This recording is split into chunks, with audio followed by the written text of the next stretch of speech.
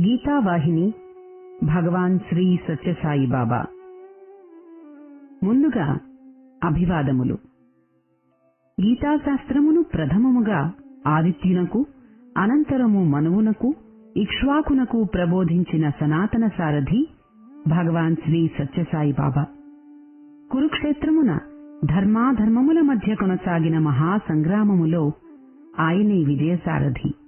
రణకోలాహలమును చూచి విషాదమగ్నుడైన అర్జునునికి గీతాశాస్త్రమును బోధించి అనేకత్వమున ఏకత్వమును గుర్తింపచేసి భయ విషాదములను పారద్రోలినవాడు శ్రీకృష్ణుడు. నాటి విజయసారథియే నేటికిని మన జీవిత రథములకు సారథి అయి అలరారుచున్నాడు. ఈ పరమ సత్యమును గ్రహింపవలసినదని భవ బాధా వ్యధితులలో ఒకడనుగా, సత్యసాయి చరణకమల సేవకులలో ఒకడనుగా సాటి బాటసారులకు అభివాదపూర్వకముగా విన్నవించుచున్నాను.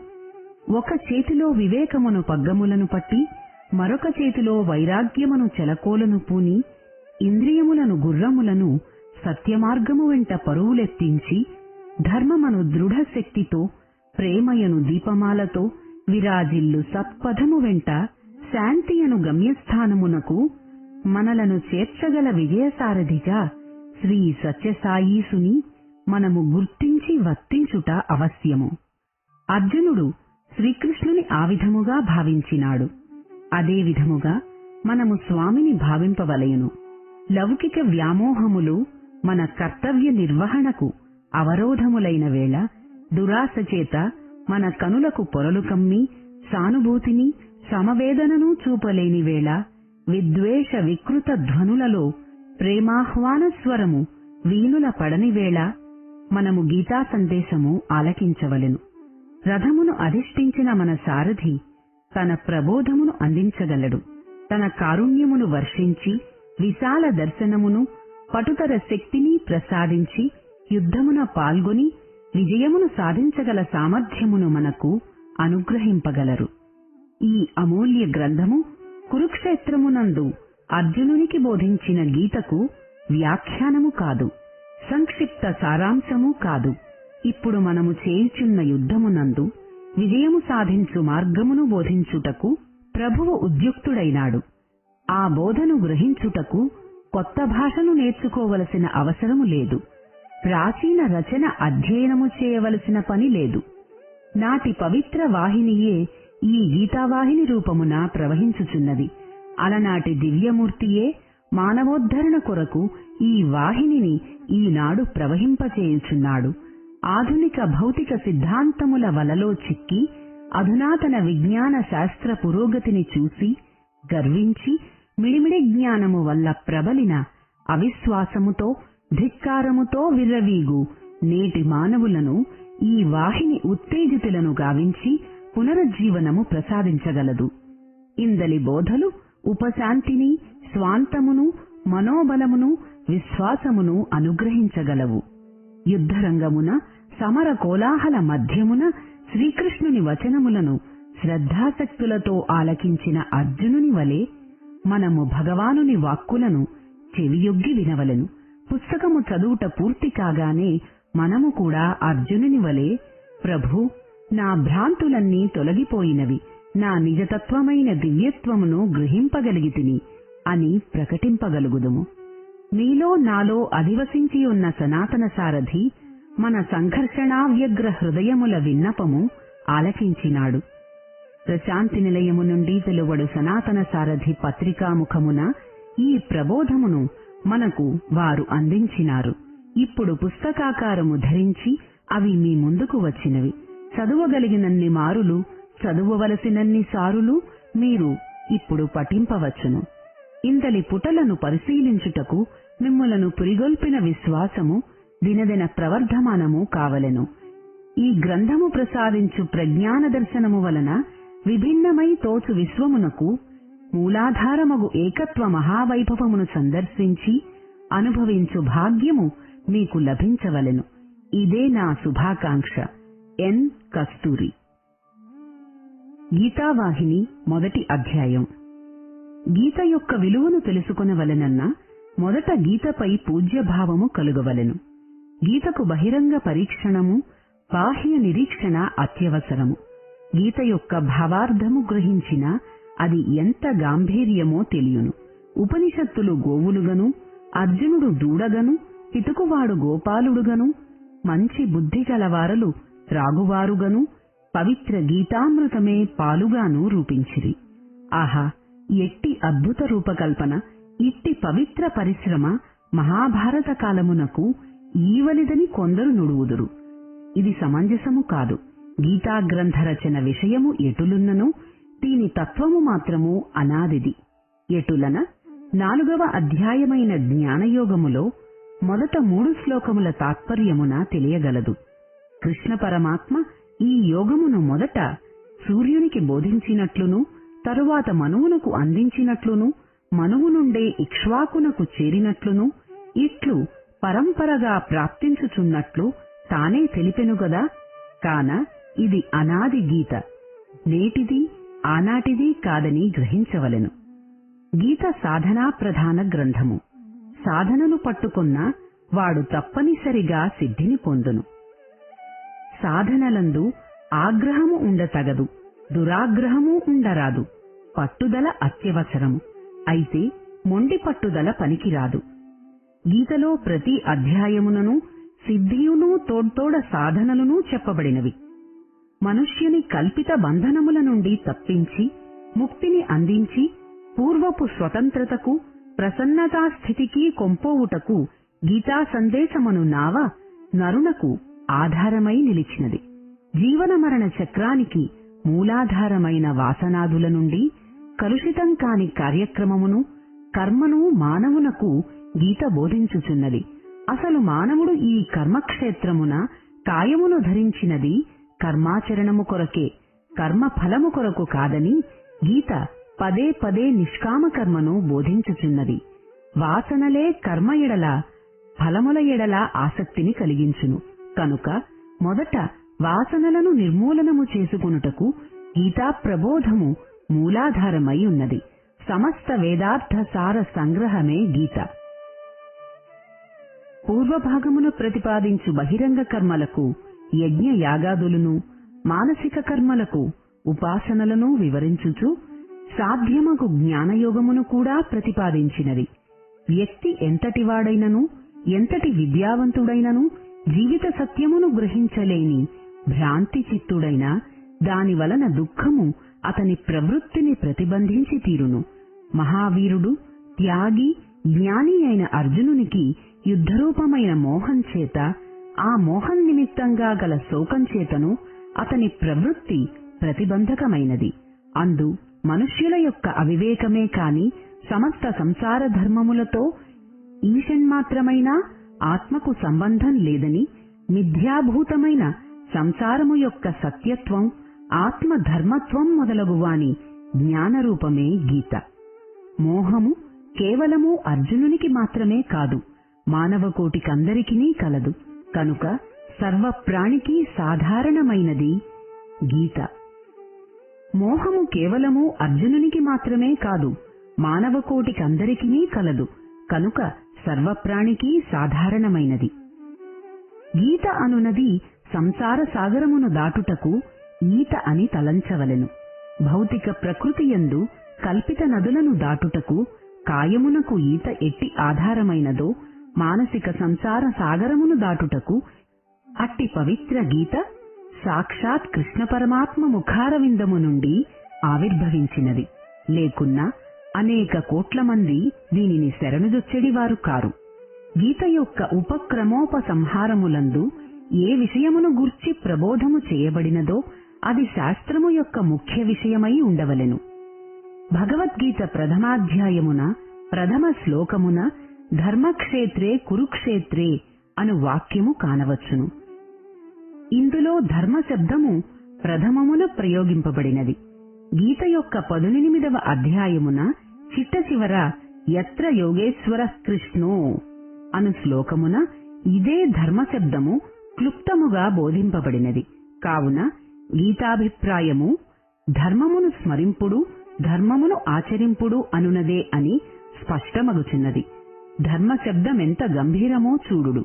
వేయేలా సకల శాస్త్రములు ధర్మస్వరూప స్వభావాదులను నిర్ణయించుటయే ప్రధానోద్దేశము. సకల ధర్మములు గీతయందిమిడి ఉన్నవి. దీనిలో తత్వార్థము బాగుగా వివరింపబడినది. అర్జునుడు జీవుడు, శరీరమే రథము, ప్రబోధకుడు కృష్ణుడు. ధియో యోనః ప్రచోదయాత్ అను గాయత్రీ మంత్రమును చెప్పబడిన ప్రేరక బ్రహ్మయే కృష్ణ పరమాత్మ సారథి. కౌరవులు అసుర సంపత్తి కలవారు, పాండవులు దైవ సంపత్తి కలవారు. ఈ సదసద్గుణముల చెల్లప్పుడూ సంఘర్షణము జరుగుచునేయుండును. అప్పుడు ఆత్మస్వరూపుడగు కృష్ణుడు ధర్మపక్షమునే వహించును. కనుక కృష్ణుడు మన పక్షము కావలెనన్నా ధర్మ సంపత్తిని కలిగి ఉండవలెను. ధర్మమెచ్చటయుండునో భగవంతుడచ్చటనేయుండును.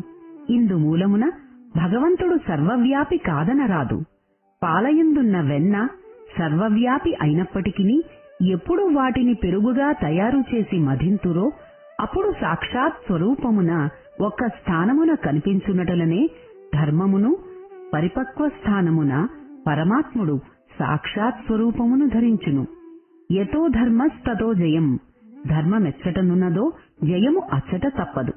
అర్జునుని దృష్టి కేవలము ద్వేషములపైననే ఉండుటచే ఆత్మదృష్టిని అనుగ్రహించుటయే, దేహ ఆత్మలను విడదీయుటయే సమస్త సాధనల యొక్క లక్ష్యము. దీనిని బోధించుటయే కృష్ణ బోధ. అర్జునుడు సందేహములు సూచించకున్నను తానే ఆ సందేహములను ఊహించి సమాధానమును చెప్పెను. అర్జున, నీవు నీకు సంబంధించిన బంధురాజులు నీ మూలమున చచ్చెదరని దుఃఖించుచుంటివి. ధర్మములను వల్లించితివి కాని పండితులు చచ్చినవారి కొరకును బ్రతికినవారి కొరకును దుఃఖించరు. ఏల దుఃఖింపరందువా? నీవు దుఃఖించునది దేహముల కొరకు కదా. ఇదివరకటి పూర్వపు దేహమునకు జరిగిన అవస్థలకు దుఃఖించితివా? శిశుత్వము నుండి బాల్యత్వము, బాల్యత్వము నుండి కౌమారము, కౌమారము నుండి యవ్వనము, యవ్వనము నుండి వృద్ధాప్యము, తరువాత మరణావస్థ. మరణము కూడా పై అవస్థలలో ఒకటి కదా. పై 4 అవస్థలకు నీవేమాత్రము దుఃఖించితివి? ఈ మరణావస్థకు దుఃఖించుటెందులకు? ఏది, నీ బాల్యమున నీ సోదరులతో ఆటలాడిన దేహము లేదు కదా. ఆనాడు దృష్టద్యుమ్నుని కట్టి తెచ్చిన బాల్యదేహము నేడున్నదా? కాని ఆ విజయము నేటికినీ కూడాను నీకు జ్ఞాపకమున్నది కదా. అటులనే నీ దేహావస్థలో మార్పు కలిగినను ఆత్మయైన ప్రజ్ఞానము ఏనాటికి అమృత స్వరూపమును కలిగి ఉండును. ఇదే జ్ఞానుల లక్షణము. పోని ఇన్ని దినములు కలిసిమెలిసియుండు దేహములు కనపడకపోయినా దుఃఖము రాదా అని అందువా? అట్లు దుఃఖించుటకు పూనుకొనినా ఎందరికని దుఃఖింతువు? సుఖదుఃఖములు రాత్రి పగలు వంటివి. వాటిని నిబ్బరించుకునవలనే గాని అవి వలదన్న పోవు, రమ్మన్న రావు. ఈ సుఖదుఃఖములు దేహాభిమానములకు సంబంధించినవి, ఆత్మకు లేవు. వీని బాధల నుండి తప్పించుకొనినవాడే మోక్షమునకర్హుడు అని కృష్ణ భగవానుడు తెలిపెను. ఇట్టి బోధనలు సలిపిన మొదటి అధ్యాయము పేరు అర్జున విషాదయోగము. భగవద్గీతా భవనమునకు ఈ అధ్యాయము పునాది వంటిది. పునాది భద్రముగా ఉండిననే భవనము భద్రత వహించును. 5000 సంవత్సరములకు పూర్వము జరిగిన ఈ గీతాభవనము నేటికిని చెక్కు చెదరక ఉన్నదంటే ఆ పునాది ఎంత భద్రమైనదో దానిని వేసిన నిపుణుడు ఎట్టివాడో ఎవరికి వారే యోచించవచ్చును. కళ్ళకపటము లేని అర్జునునిలాగా నిజాయితీతనంతో నిశ్చల స్వభావంతో భగవంతుని శరణు పొందేందుకు దారి చూపే విషాదం కూడా ఒక ఉపకారమే, అదియూనొక యోగమే. విషాదయోగంతో ప్రారంభమైన గీత సన్యాసయోగముతో ముగిసింది. గీతాభవనమునకు విషాదయోగము పునాది అయిన సన్యాసయోగము దీని కట్టడంగా తయారైనది. విషాదయోగము గీతావృక్షమునకు బీజమైన సన్యాసయోగము ఆ వృక్షము యొక్క ఫలముగా అయినది. ఇందులో అర్జునుడు నిర్మల స్వభావుడెట్లు అని కూడా పాఠకులు శంకించవచ్చును. అసలు అర్జునుడనగా నిర్మల స్వభావుడని అర్థము పేరునందే కలదు. సార్థక నాముడు కనుక నామార్థమే స్వభావము. స్వభావము నామము ఏకస్వరూపమును ధరించినవాడే అర్జునుడు. అట్టి నిర్మలుడు కనుకనే కృష్ణ పరమాత్మ సన్నిహితుడు కాగలిగెను. పరమాత్మ అనుగ్రహమునకు పాత్రుడు కాగలిగెను. నిమిత్తునిగా నిలిచి లోకమునకంతటికీ అమృతమును పంచగలిగెను. గీతలో కృష్ణ పరమాత్మ పలుమారులు యోగమనే పదమును ఉపయోగించినప్పటికీ యోగావస్థ లేక సంయోగములో జీవుని పరిస్థితిని వర్ణించి చెప్పినప్పటికీ సామాన్య మానవులకు అర్థము చేసుకొనిన యోగపద అర్థమునకు భగవానుచే చెప్పబడిన యోగపద అర్థమునకును పూర్ణ సంభావ్యము కలదని గీతను జాగ్రత్తగా చదివిన వారి మనస్సులో ఒక విధమైన సందేహము ఉదయించవచ్చును. కృష్ణుడు కొన్ని వేళల్లో వైరాగ్యాన్ని శ్లాఘించినాడు మరియు అత్యున్నత స్వాతంత్ర్యము పురుష భేదము లేని దైవార్పణ వలననే సంఘటితమని సూచించినాడు. భక్తి వలన సర్వోత్కృష్టమైన స్థితిని పొందుటకు అనేక మార్గములు అర్జునునికి విశదీకరించి చెప్పెను. అష్టమాధ్యాయమున రాజయోగమును గూర్చి ఒక సంగ్రహ వర్ణన కలదు. కాని గీత అంతయు రాజయోగముపైన ఒక గ్రంథమని చెప్పబడజాలదు. సమత్వము, ప్రత్యేకత, కర్మఫల పరిత్యాగము, శ్రీకృష్ణునికై పూర్ణాత్మార్పణ, ప్రకృతి యొక్క ప్రధాన త్రివిధ దాస్యముల నుండి విముక్తి, సకార్య నియమానుసరణ ఇవి గీత యొక్క ప్రధాన సత్యములు. భగవానుడు వీటిని అత్యుత్కృష్టమైన విద్యలని, అత్యంత ఆంతరంగిక రహస్యములని చెప్పెను. గీత విశ్వసమ్మత వేదమగునని మన భారతీయుల విశ్వాసము. కాని గీత యొక్క నిజమైన అర్థము అందరిచేతను గ్రహింపబడలేదు. ప్రసిద్ధ విద్వాంసులు, అతి నిశిత బుద్ధిగల లేఖకులు తీక్షణమైన మనస్సుతో కూడా గీత యొక్క గూఢార్థ తాత్పర్యము చేపట్టలేకపోయిరి. ఒకవైపు వ్యాఖ్యానకర్తలు భగవద్గీతలోని ఏకస్థిత్యాంశమును, వైరాగ్యముల ఘనతను, స్వాతంత్ర్యమునందు ఇష్టముతో చూపెట్టిరి. మరియొకవైపు పాశ్చాత్య వేదాంతమునందలే నైపుణ్యతకు సమకట్టి యువ మనస్సులకు ప్రబోధింపనారంభించిరి. వైరాగ్యము నిస్సంశయముగా ఉత్కృష్ట ధర్మమే కాని చాలా తక్కువ మంది దీనిని పాటించగలరు. ఒక మతము విశ్వసమ్మతము పొందవలనంటే ప్రతి ఒక్కరూ తన జీవితములో తన స్వకర్మ విధానములోనూ సాక్షాత్తుగా అనుభవించి తెలుసుకొనగలిగేటటువంటి వేదవిహిత శాస్త్ర సమ్మతమైన ఆదర్శములను, నియమములను కలిగి ఉండవలెను. స్వధర్మమును శౌర్యవంతముగా నిర్వర్తించుట అనునది సర్వోన్నత ధర్మమే కాని విధి అనగానేమి? ఈ సందిగ్ధ సమస్యా సంబంధమైన మతమునకు, నైతిక విధానమునకు మధ్య అటువంటి వివాదమొకటి కలదు. గహన కర్మణో గతిః అనగా కార్య విధానము సాంద్రమైనది, క్లిష్టమైనది. భగవానుని దృష్టిలో ఏది విధియో, ఏది కాదో, ఏది కర్మమో, ఏది కర్మము కాదో నిర్ణయించుటకు మేధావులు కలవరపడివి పడుచున్నారు. కాని మీకు ఆచరణయోగ్యమైన మార్గమును గుర్తించుటకు కావలసిన జ్ఞానమును భగవానుడు తానే తెలిపెదననెను. ఆ పరమ రహస్యమును, పరమ శ్రేష్టము అయిన పదమిది. మన్మనా భవ మద్భక్తో మధ్యాజీ మాం నమస్కురు మామైవశ్యసి సత్యంతే ప్రతిజానే ప్రియోసి మే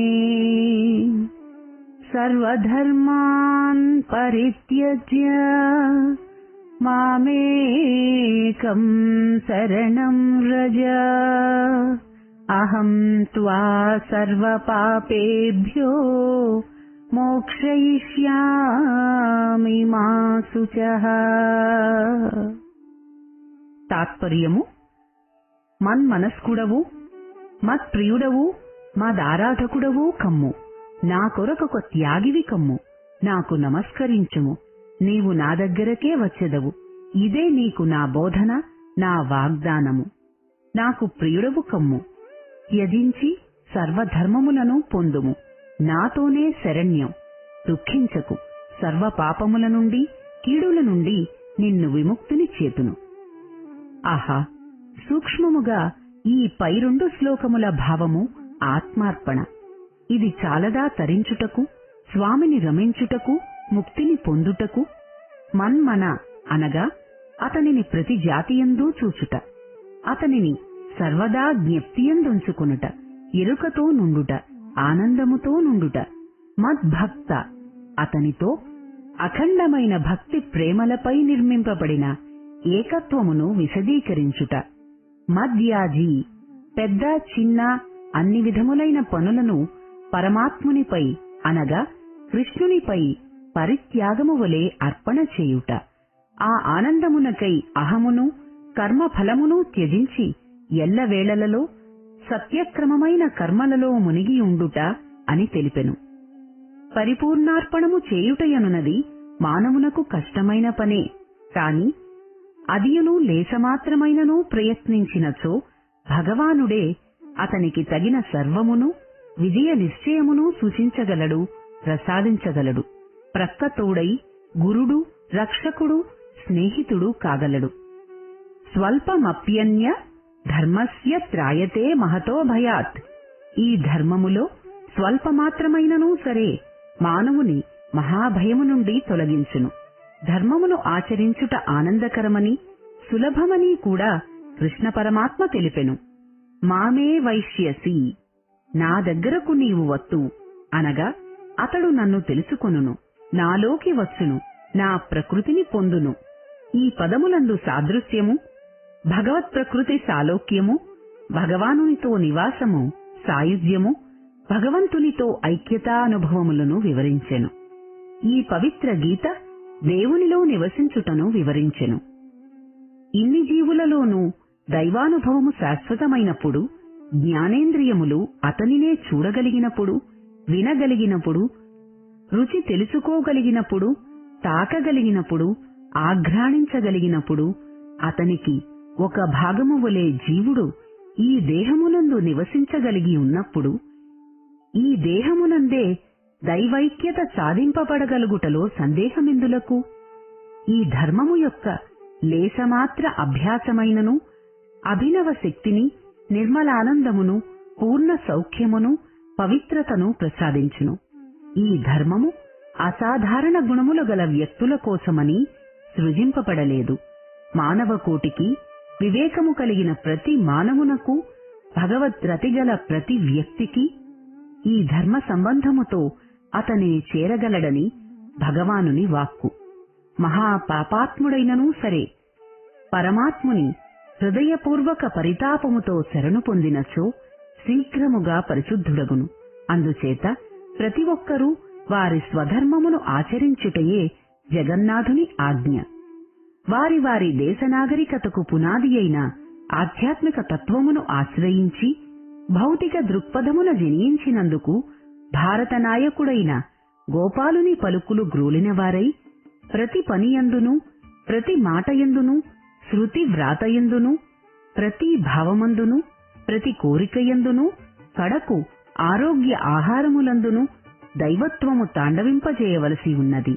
అప్పుడే మన భరత జాతి తమ సనాతన ధర్మస్వరూపమును ప్రపంచమునకు చూపి శాంతి దూతయై మానవజాతికంతకు వెలుగు చూపగలదు. సనాతన ధర్మకర్మలే చేపట్టిన ఎట్టి క్లిష్ట పరిస్థితులనైనను ఎదుర్కొనగల ఆత్మబలము చేకూరును. అట్టి ఫలమును ప్రసాదించునదే ఈ పవిత్ర గీత.